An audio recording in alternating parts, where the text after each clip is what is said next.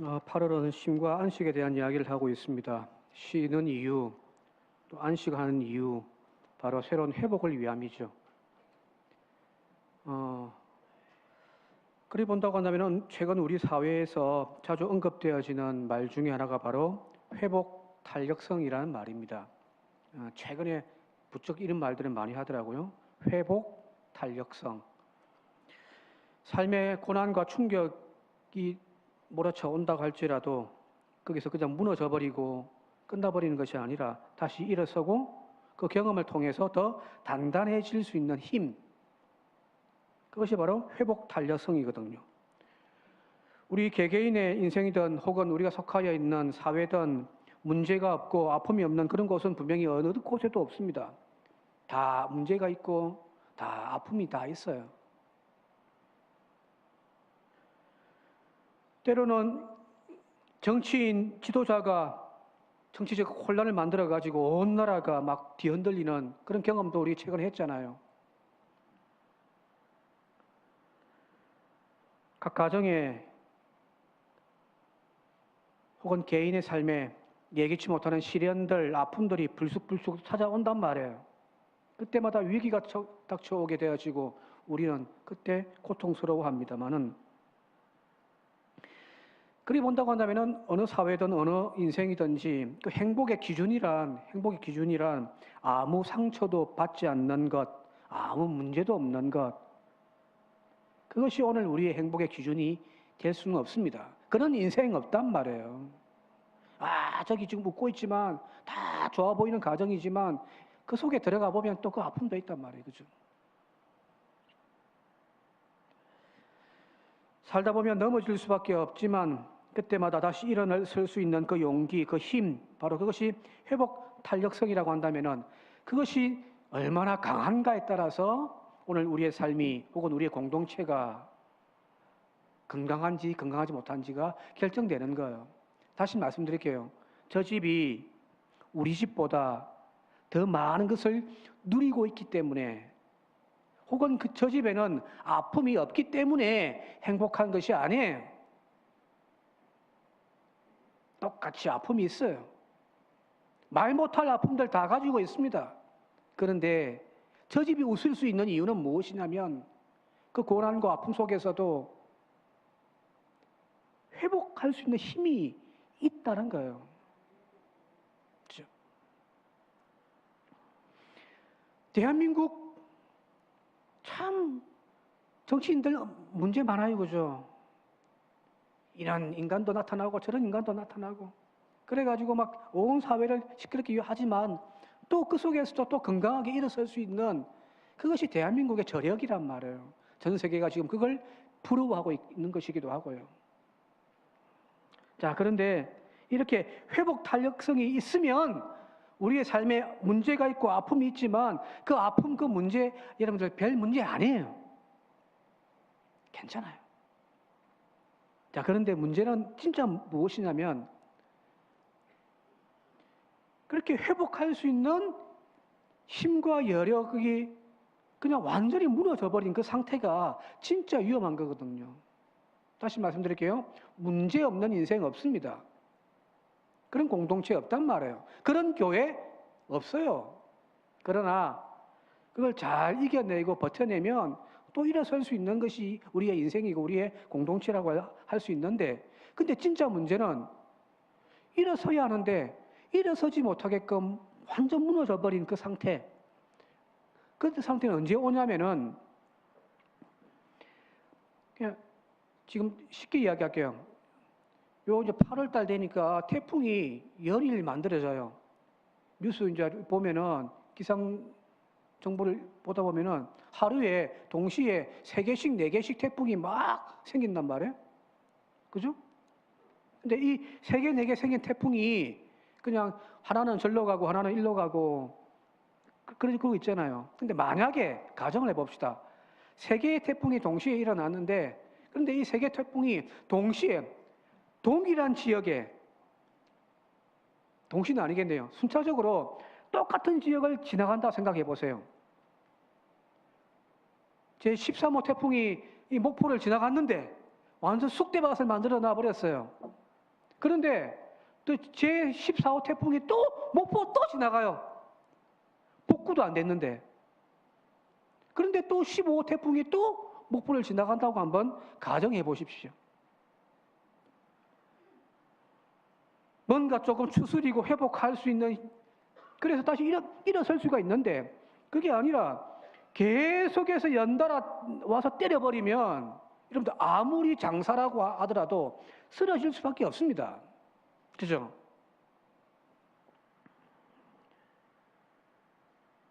오늘 우리가 읽었던 이 욥기의 이야기가 바로 그런 이야기란 말이에요. 욥기 1장과 2장에 욥에게 닥쳤던 시련이 정확하게 이러합니다. 동방의 최고의 부자였고 최고의 의인이었습니다. 그의 10명의 아들들이 있고 자식들이 있는데 너무너무 부모에게 잘하고 정말 좋은 아들들이에요. 그런데 한날 한시에 욥이 가지고 자랑하던 그 수없이 많은 재산들이 한꺼번에 다 증발되어 버렸습니다. 심지어는 그의 자랑이라고 할 수 있었던 그의 자녀들이, 아들들이 한날 한시에 사고로 다 죽어버렸습니다. 거기까지면 또 모르겠어요. 이번에는 자신의 건강마저 잃어가지고 진짜 끔찍한 고통 가운데서, 절망 가운데 쓰러져 있는 욥이란 말이에요. 우리가 흔히 하는 말 중에 숨 돌릴 틈이 없다고 하는 표현이 있잖아요. 그죠? 숨 돌릴 틈도 없이. 자, 설교를 다른 걸로 준비하려고 하다가 좀 바꾸었었는데, 우리가 지금 안식에 대한 이야기하고 있잖아요. 그죠? 쉼에 대한 이야기를 하고 있잖아요. 쉼과 숨은 같은 맥락에서 나왔다는 거예요. 자, 우리가 보통 숨을 쉰다고 하죠. 그죠? 숨을 쉰다고 하잖아요. 쉰다라고 하는 단어, 쉼은 같은 맥락이라. 근데 왜 숨이 쉼과 연결될까요? 산에 올라가 보세요. 그러면 압니다. 막 등산하고 혹은 막 달리기를 하는데 숨이 막 차요. 그죠? 그때는 어떻게 해야 돼요? 잠시 멈춰서 호흡을 정비하면 또 올라갈 수 있어요. 숨을 쉰다라고 하는 것, 숨을 그냥 헐떡거리는 것이 아니에요. 숨을 정비하는 거예요.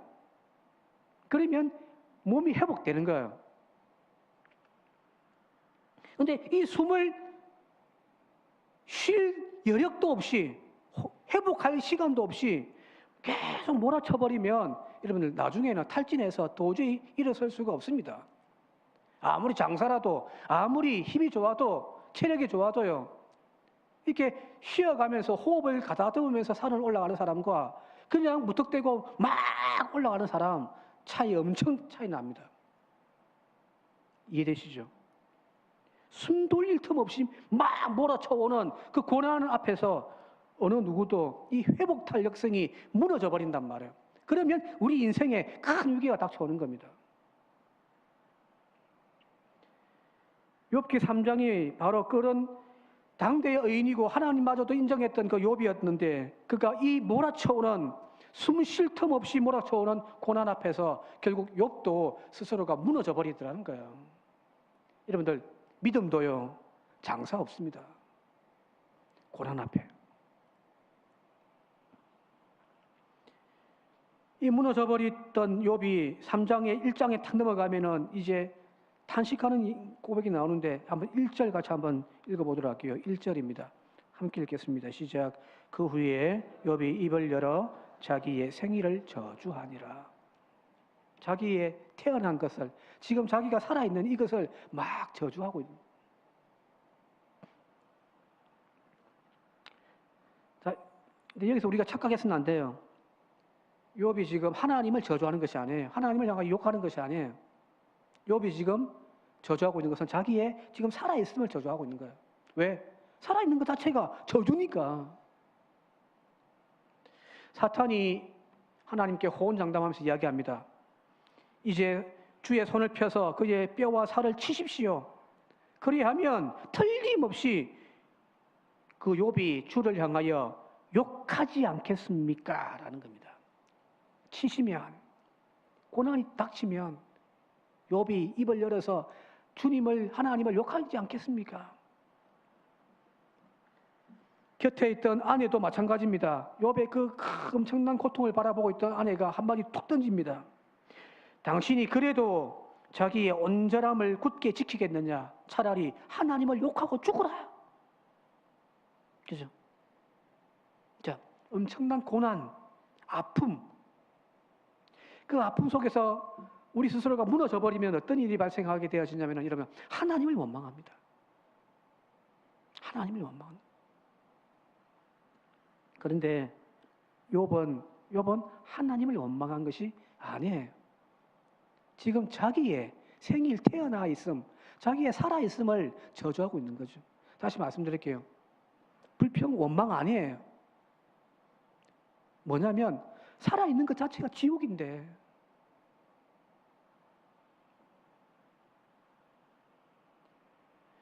우리 주변에서 정말 간혹 가다가 감당할 수 없는, 진짜 감당할 수 없는 그 현실의 고통을 겪고 살아가는 사람들이 하는 말 중에 사는 게 지옥 같다 라고 말하는 사람 있잖아요.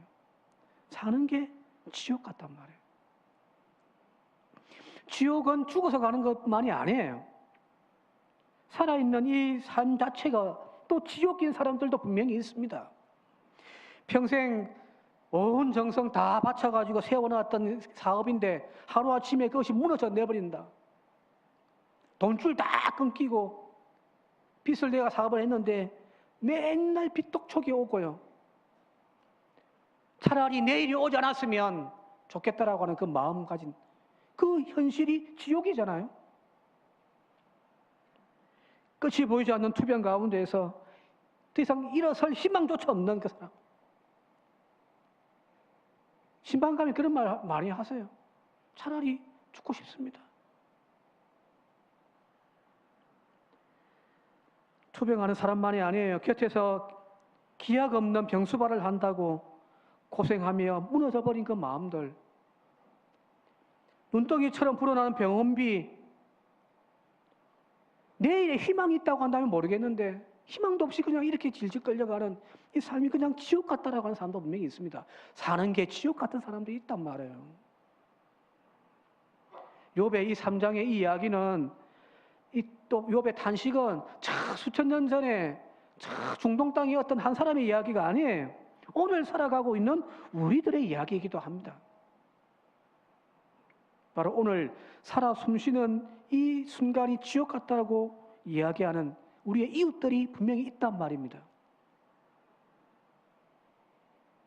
그 눈물을 보지 못하면은 여러분들 인생을 논할 수가 없는 거거든요.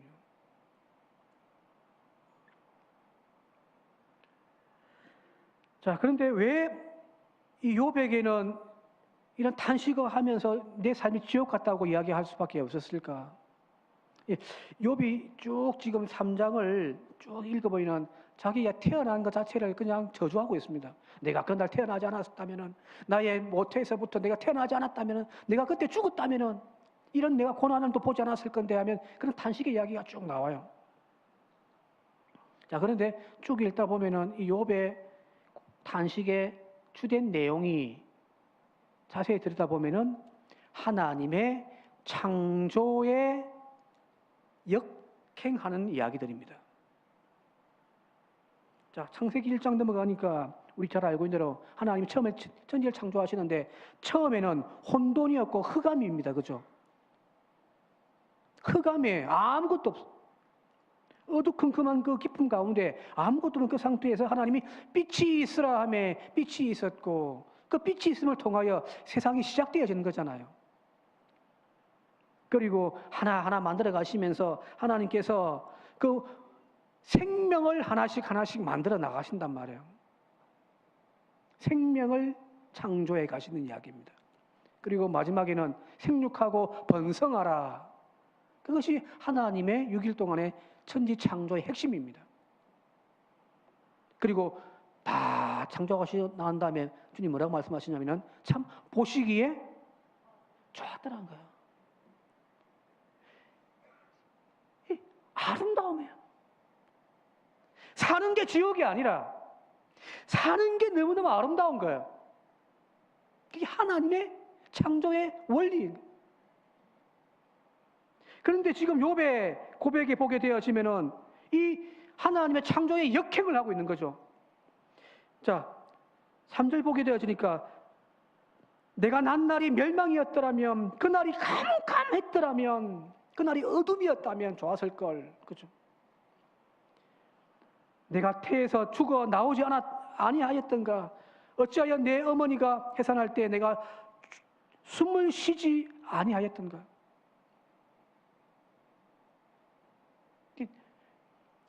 해산하는 그 기쁨이 아니라 죽어 있는 것이 기쁨이다 하고 오히려 그것이 낫겠다고 이야기하는 이 욥의 현실의 문제, 이것이 바로 지옥 아닌가요? 그림 도표 한번 보여주시겠습니까? 보시면은 창세기 1장에 하나님의 천지 창조에 대한 핵심적인 내용과 욥이 지금 고백하고 있는 자신의 현실에 대한 탄식의 이야기가 보시면은 완전히 반대된다는 거잖아요. 그죠? 희망을, 빛을 만들어냈는데 욥은 뭐라고 이야기하냐면 어둠을 이야기를 하고 있는 거예요. 낮과 질서를 이야기하는데 그냥 혼돈과 밤을 이야기를 하고 있고요. 생명이 축복이고 번성하라고 하는데 오히려 죽음을 더 간절히 바라는 그 현실들. 어쩌면 오늘 우리가 살고 있는 이 현실, 이 삶 자체가 여러분들 이것이 바로 지옥입니다.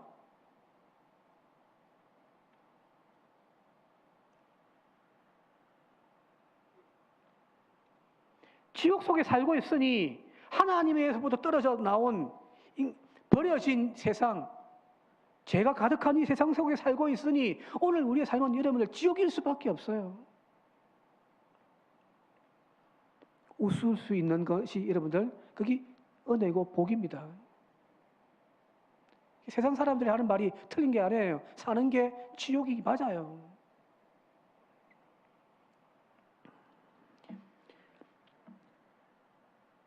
유명한 C.S. 루이스 목사가 적었던 헤아려 본 슬픔이라고 하는 책이 있습니다. 헤아려 본 슬픔이라는 책이 있는데 이 책이 자기 아내가 이제 암으로 죽고 난 이후에 세상을 떠나버리고 난 다음에 적었던 책이에요. 상실의 아픔을, 그 아픔을 이제 적었던 책인데 여기 보면 어떤 내용이 나오냐면은 제가 좀 읽어드릴게요. 아내가 죽고 난 다음 날 아침 홀로 이제 집에 창밖을 내다봤단 말이에요.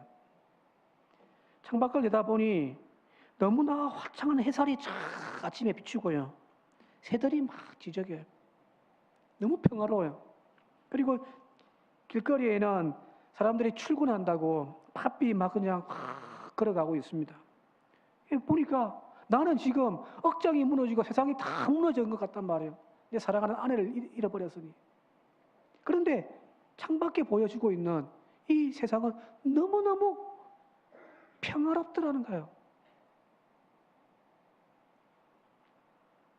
그냥 아무 일 없는 것처럼 세상은 그냥 질서 있게 막 돌아가고 있더라는 겁니다. 그때 이 루이스 목사가 그 찬란하고 아름다웠던 봄날의 그 햇살이 너무너무 잔인하게 폭력적으로 느껴졌다고 고백합니다. 평상시 같으면은 따뜻한 그 봄날 햇살이 쫙 비춰오면은 평화롭고 하나님의 은혜인 것처럼 여겨지는데 그게 아니라 아내를 잃어버린 상실의 그 고통 가운데서 쫙 비춰지는 그 햇살이 너무너무 잔인하더라는 거예요. 내 세상은 완전히 산산조각 나버렸는데 나의 우주는 완전히 무너져 버렸는데 어떻게 저 태양은 아무렇지 않게 다시 떠서 저렇게 비추고 있지? 차라리 온 세상이 함께 멈춰버렸으면 좋겠다라고 하는 그런 심정이 생기더라는 겁니다. 이해되신가요? 이해는 되시죠? 그죠? 지금 욥의 마음이 그런 마음이란 말이에요. 그의 영혼이 갈갈이 찢어져 버렸습니다. 그런데 세상이 아무리 이유해주고 막 해도요, 아무 의미가 없는 거예요. 남들은 다 행복해 보이고 세상은 아무 문제 없이 잘 돌아가고 있는데 나 혼자만 캄캄한 그 절망의 자리에 버려진 것 같은 그 막막함을 여러분들 경험해 보셨습니까? 사람들은 다 웃고 있는데 또 내일에 대한 희망으로 가득 차서 막 웃고 있는데 내 삶은 조각 나버려가지고 숨 쉴 그 기력조차 없는 그 절망의 무경 속에 그냥 있는 나의 삶을 경험해 보신 적 있냔 말이에요. 근데 여러분들, 우리 주변에 이런 절망과 이런 고통에 신음하고 있는 사람들이 사실 의외로 너무 많습니다. 또 이런 절망과 고통이 언제든지 나에게도 올 수 있다는 거예요. 그게 우리의 인생이라는 겁니다. 하나님 믿기에 그냥 무조건 아름답다, 천국만을 이야기를 하는데, 근데 여러분들, 우리가 꿈꾸고 우리가 나아가기를 바라는 세상은 천국인데 우리의 현실은 솔직하게 이야기하면 지옥 같잖아요. 지옥이란 말이에요. 그래도 지옥 같은 그 현실 속에서 오늘 또 일어서서 버틸 수 있었는데, 그런데 앞서 이야기된 욥처럼 이리 치고 저리 치가지고 완전히 무너져서 일어설 힘조차 없는 상황의 사람들도 우리 가운데 있단 말입니다. 이럴 때 어떻게 해야 돼요? 예? 여기서 답을 못 찾으면은 여러분들 거기에서 하나님을 욕하고 믿음에서 떠나버리는 겁니다.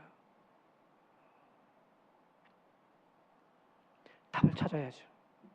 이것이 인생이라고 한다면은 그 막다른 골목에서 우리가 어떻게 희망을 노래할 수 있는지 답을 찾아야 되겠죠. 자, 그런데 여러분들, 우리가 여기서 잊지 말아야 할 것이 있습니다. 우리가 흔히 신앙이 깊다라고 우리가 이야기하면은 고난 앞에서 누구나가 다 고난을 당하는데, 아픔을 당하는데 그 고난 앞에서 묵묵히 그냥 참아내는 것, 인내하는 것, 그것이 우리는 믿음이라고 이야기를 한단 말이에요. 그죠? 힘들어, 아픈데 그래도 주님 바라보면서 그냥 버텨내는 것, 그건 우리 그걸 믿음이라고 우리는 이야기를 합니다. 인내의 신앙. 그래서 절망하고 불평하고 몸부림치면은 믿음 없다고 우리는 정죄한단 말이에요. 목사님, 제가 가끔 교인들 바라보면서 그걸 참 많이 해요. 왜 저렇게 믿음이 없지? 왜 저렇게 믿음이 없지? 기도하면 되는데. 그렇게 생각할 때가 많습니다. 그러다가 솔직히 한 방 팍 얻어맞은 적이 있습니다.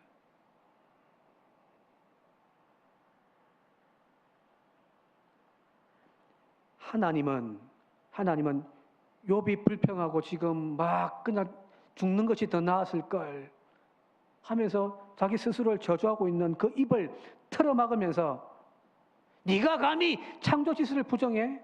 믿음 없는 놈아!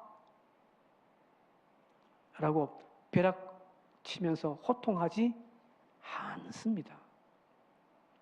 오히려 그 절망의 소리, 비명의 소리를 거룩한 하나님의 말씀이라고 하는 이 성경책에다가 다 기록해 놓았어요. 왜 성경은 이 욥의 탄식과 절망의 소리를 불경스럽다고 삭제해버리고 지워버리지 아니하고 그냥 다 남겨두었을까요? 왜 그랬을까요? 이런 거 하지 말라고요? 아니에요. 자, 사실 이 욥의 탄식이, 이 욥의 절망의 외침이 하나님과 단절되어진, 하나님이 없는 그냥 하늘을 향하여 불평하고 원망하는 그 사람들의 소리와 다른 거예요. 똑같이 보면 안 됩니다. 저 광야에서 하나님을 향하여 배고파 죽겠니? 목말라 죽겠니? 왜 우리를 불러냈니? 불평했던 그 불평의 소리와 다른 소리예요. 그걸 우리가 볼 수 있어야 됩니다.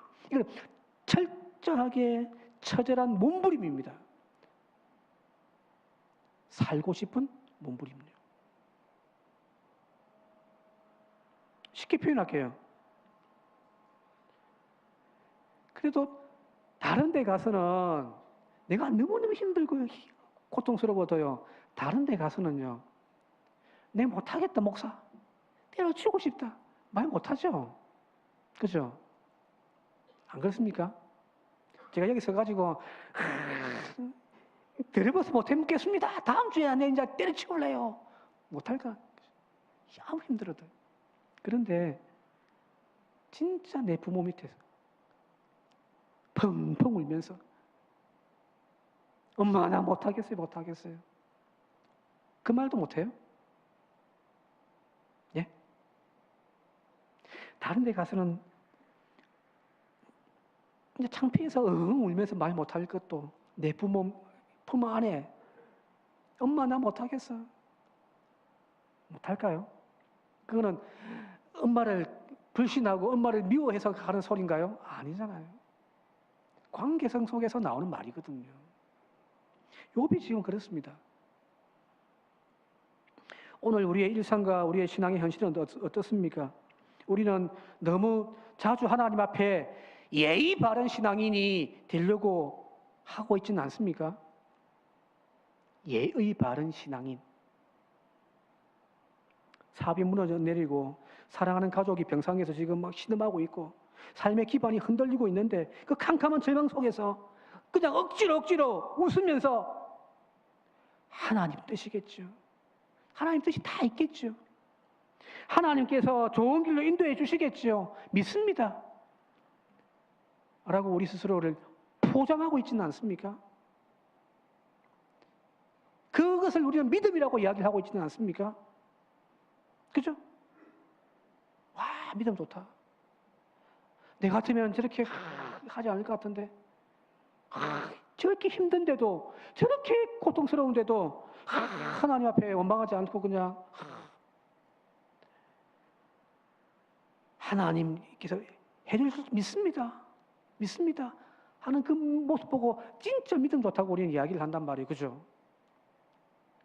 그런데 여러분들 그런 연기하지 맙시다. 그건 연기예요. 아픈데 뭐가 괜찮습니까? 슬픈데 왜 안 울어요? 그게 믿음입니까? 우리 스스로가 속이고 있는 거예요.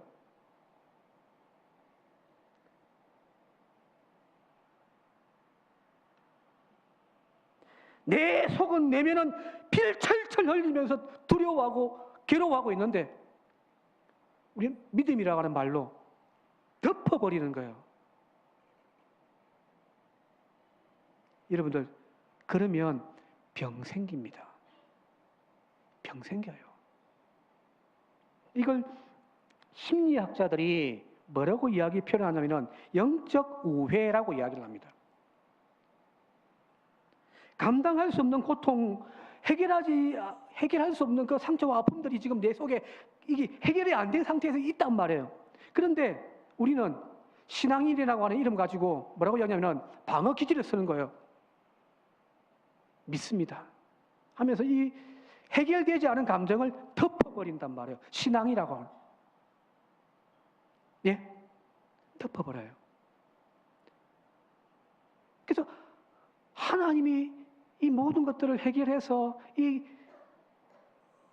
상처나고 아픈 감정들을 해결시켜 주시면은 괜찮은데, 그죠? 예를 들읍시다. 내 지금 이게 돈에 문제가 있는데 이걸 막 어디에도 말 못하고 지금 막 부도 직전에 있어가 괴롭 고통당하고 힘든데 이게 해결이 안 되는 상태에서 넘어가 버리면 병이 생기는 거예요. 근데 하나님께서 희한하게 기적처럼 돈을 딱 어떻게 주셔가지고 딱 해결되면 이게 해결되어지는 거죠. 그죠? 근데 이 해결 안 될 때 나는 믿음이라고 하나님께서 지켜주실 거라고 해결해 주실 거라고 믿고 덮어놔 버리면은 해결 안 된 이 속의 내면의 아픔은요 반드시 문제가 생깁니다.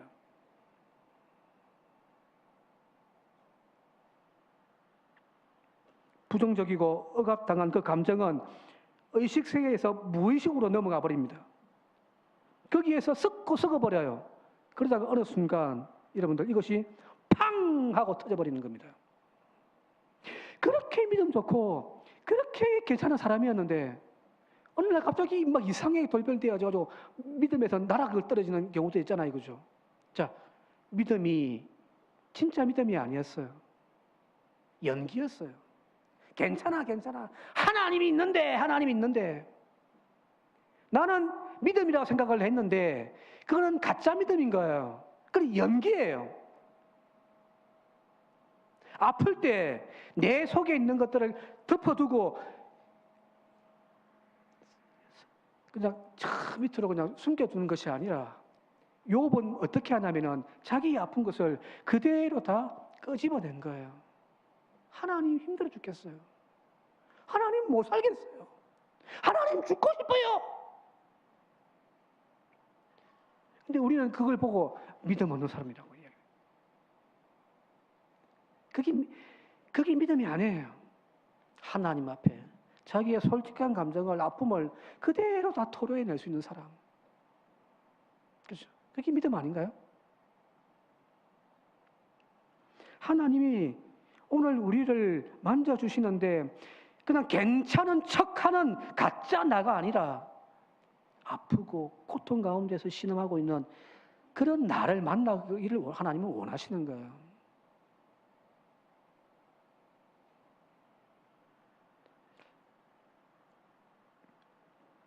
괜찮은 척 하지 마십시오. 믿음 좋은 척 포장도 하지 마십시오. 물론 사람들 앞에서 막 와, 내 미치 그런 짓 하라는 이야기가 아니고요. 하나님 앞에서 욥처럼 한나처럼 가슴을 찢으며 울부짖으면서 하나님 못 살겠어요 하십시오. 하나님이 그거 듣고 믿음 없는 것들이라고 말씀하시겠습니까? 아니에요. 하나님이 원하시는 것은 상한 그 영혼이에요.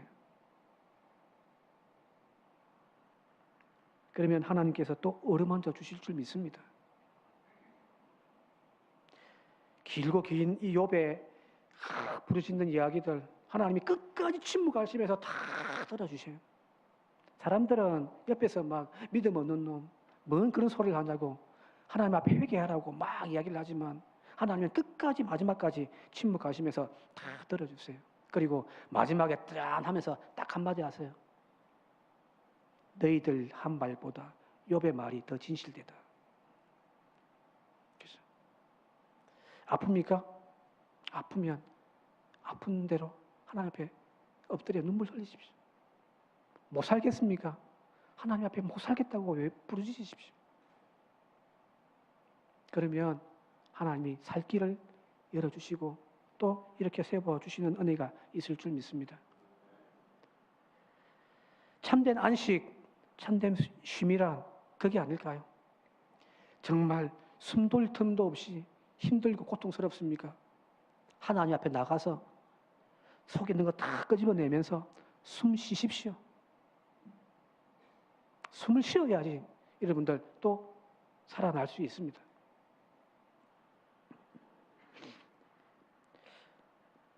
오늘 주님 앞에 우리 스스로가 지금 스스로 착각해서 그냥 이거 믿음이라고 우리가 스스로가 막 이야기하고 있는 그 가면이 아니라 내 영혼의 진짜 모습을 하나님 앞에 내려놓고서 다시금 주님 손 부여잡을 수 있는 저와 여러분들 되시고 그래서 다시금 또 이렇게 세우시는 하나님의 은혜에 따라서 회복되어지는 역사와 능력이 나타나기를 주님의 이름으로 축원드립니다.